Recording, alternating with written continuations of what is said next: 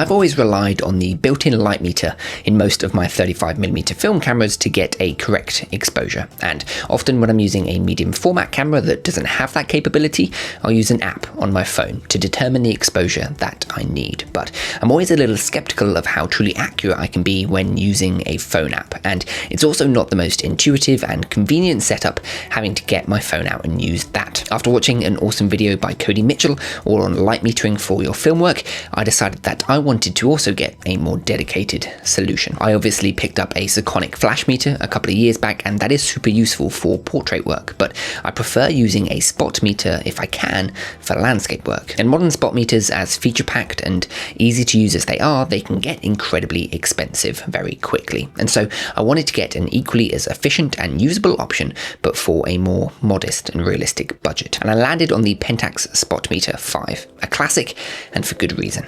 Let's talk about it.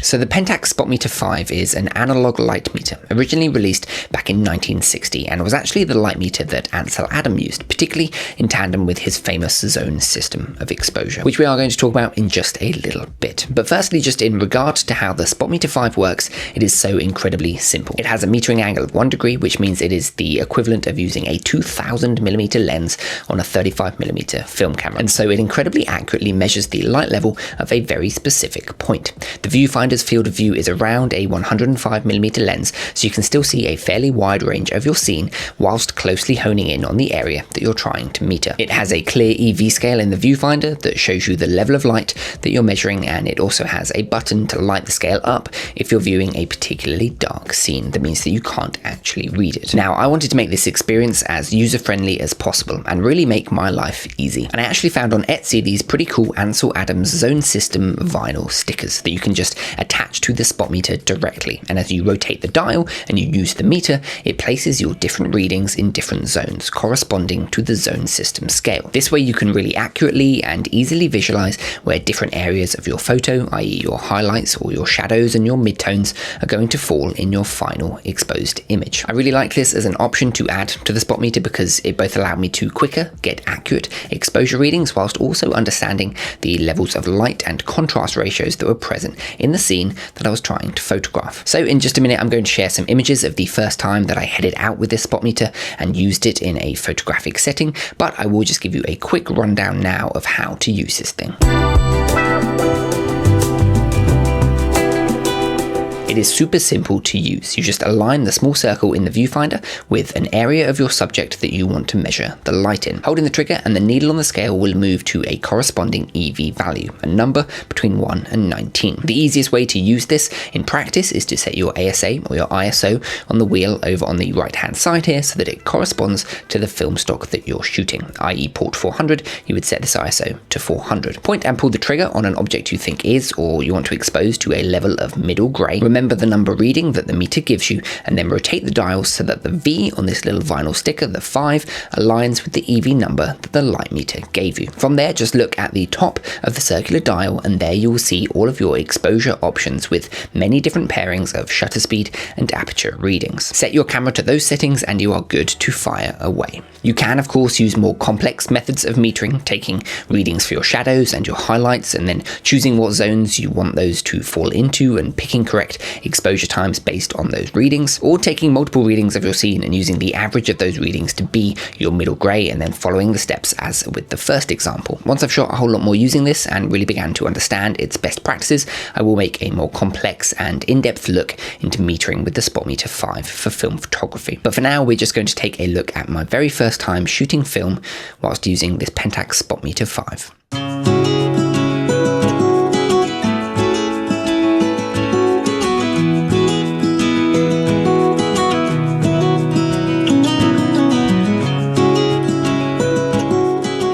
I've just parked up in a little spot. We're going to head up sort of a hill at the moment. The sun is just sort of starting to set. We've got hopefully about an hour and a half till sunset, so I'm hoping that gives us enough time.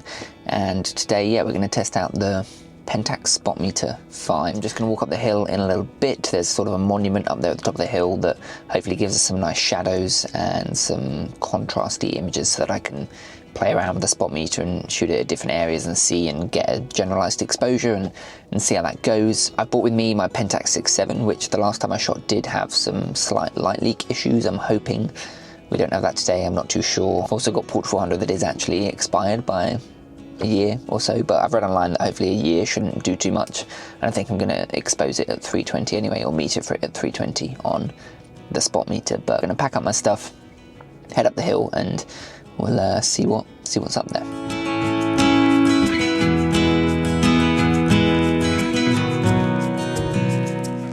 So I made it up to the top of the hill and we made it to the monument. If I spin you round, you can see there it is, and it does look pretty nice. It's a little bit annoying.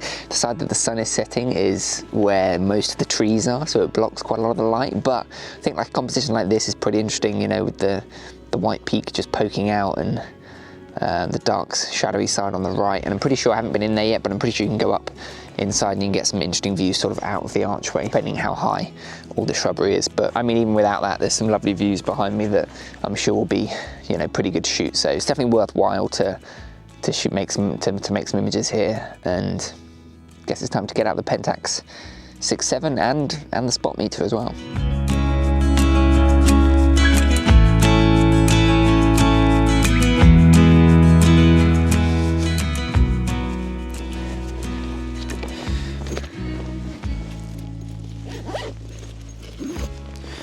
My hands are freezing, that is for sure. I already regret not bringing gloves, and loading this Portra 400 is what I'm going for, but it is actually expired by about a year, but hopefully that's fine. From what I read online, generally expired a year is kind of okay. And I literally cannot feel my fingers.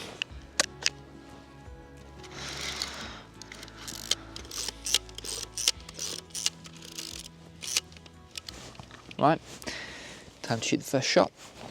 So, I've got the little spot meter and I have it set to my ASA or ISO, which I've set on here to about 320 just because I'm shooting slightly expired film, only a tiny bit.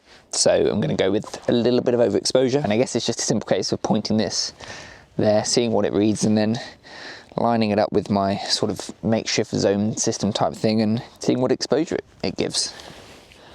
So the bright white part there is reading at about 14.5. So I definitely want some detail in there. That's there. What is the dark side of it is about 12.5. The sky, 13.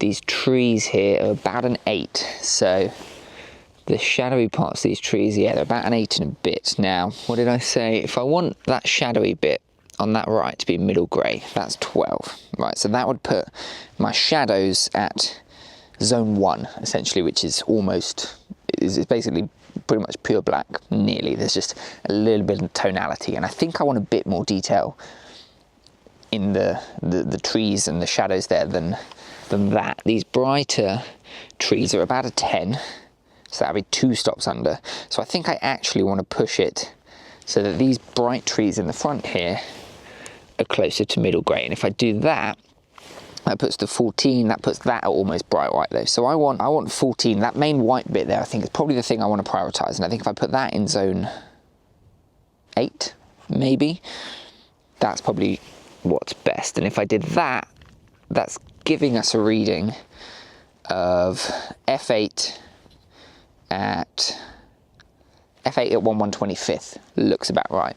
But I'm going to get my phone out and see, look at that little cheat sheet image and see what sort of zones we're going in. Lightest tone with texture would be textured snow. Very light skin would be 7. So I think lightest tone with texture, 8, is probably where we want to put that white bit, right? So that's 14 and a little bit. So 14 and a bit in 8, yeah, would give us f8 at 1/125th. And that would put the lowest reading I've got as far as 8. That's 8 and a little bit, which would be around about zone 2. So you'd get a tiny bit of texture in there. So looks like f8 1/125th is what we're going to do.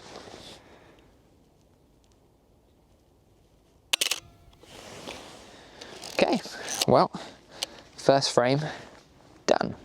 Let's see if there's any other interesting ones. I haven't been around that side yet, so let's take a wander.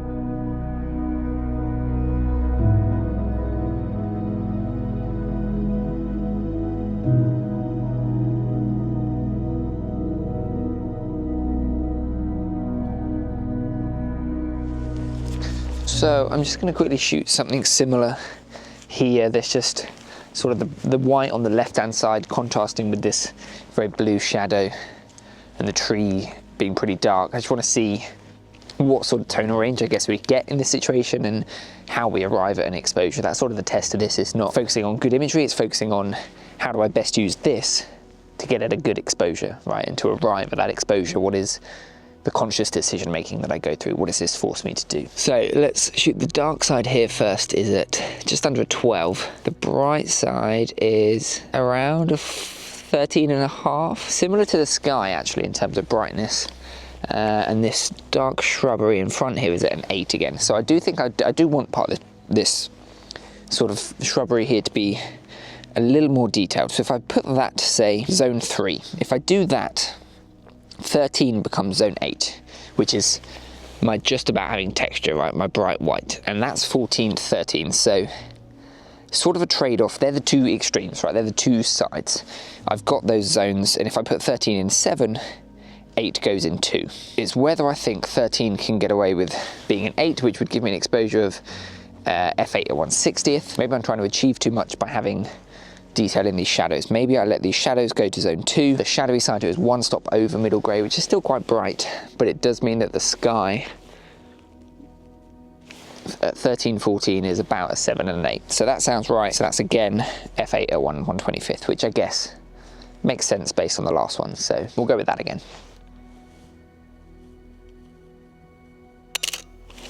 I think I'm actually going to try one here, slightly different. So if I look at this again, if I change and I put the shadows to be middle grey, which was 8, that would put the highlights as really being quite high. And we'd be at, well, f4.5 at a 60th. I think I want to try it just to see. We might lose detail in the sky. I want to see how best that changes, how much it changes, because again, this is a learning experience, right? So let's try an f4.5 at 60th, which is, I'm basically doing this at 3 or 4 stops. You know what, let's do f5.6 at a 60th. Let's not go too extreme. We'll put these shadows as one stop below middle grey. Let's do that, but the same composition. And I realised I just took that at 1/25th. So let's do that again at 1/60th. There we go, just wasting some film that is way too expensive to do that with. Anyway, I think I'm just going to wander around, take some photos using this, and then I'll sort of regroup again at the end, because it looks like the sun might be about to go below a layer of cloud on the horizon, which isn't ideal.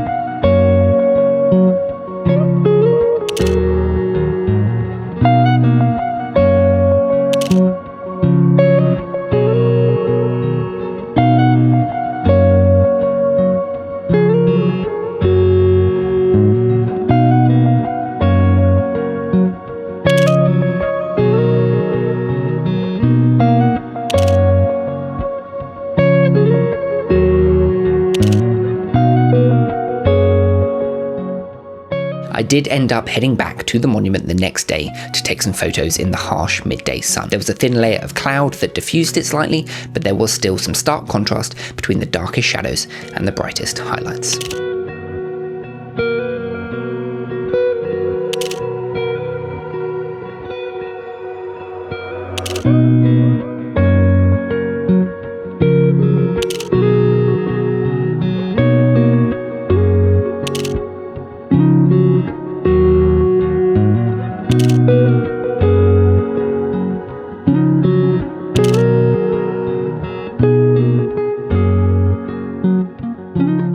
So learning from that experience, I definitely think that I worried too much about protecting my highlights and that I should have focused more so on capturing shadow detail. Whilst I was completely logical in my process of where I was placing levels of exposure in my overall image, I really underestimated film's ability to deal with overexposure. I do always tend to lean towards overexposing, but using this Pentax Spotmeter for the first time, I really understood just how much you can lean on those highlights, retaining information. The image that I accidentally took 3 exposures of showed this off really well. Despite the fact there was a vast difference in the exposure settings, the highlights remained similar in almost all of the images, retaining almost the exact same level of exposure, but the shadows gained a huge amount more detail. In the images that generally I focused more so on prioritizing shadow detail came out much better exposed than the images where I was concentrating on where my highlights fell in the image. I think going forward, I'm definitely going to focus on the shadow areas that I want detail in and try and place those shadows at one stop below middle grey or even at middle grey in not particularly contrasty scenes. Now, knowing that the film is going to do a great job at retaining so much of that highlight information, even if I push it into zone 9 or sometimes even zone 10. Of course, Ansel Adams' zone system was created more so for black and white photography, and so it's not 100% applicable to what I did today and to colour negative in general, but it very much can still be a useful tool for when shooting colour negative film. And I think if I use this Spotmeter for the majority of the time going forward, I'll get a much better understanding of where different film stocks allow you to place different parts of your image, where they're more forgiving, where they're less forgiving, and I definitely think that my photography will get better because of it. Overall, the Pentax Spotmeter 5 is incredibly simple to use. It's honestly pretty fun to use, and it really forced me to slow down and think intentionally about the exposures I was creating whilst using it. I'm going to use it for the vast majority of my medium format work going forward, and I'm very much excited to do so and to see what difference it makes to my photos. That is going to be all for this one though. I do hope that you did enjoy it. If you did, please do leave me a like, let me know your thoughts on the video down in the comments section below. I'd particularly love to hear from you if you own a Pentax Spotmeter 5. Let me know how you use it, and of course please do consider subscribing if you want to see any more of my content going forwards. Stay safe everyone, stay happy, and I'll see you in the next one.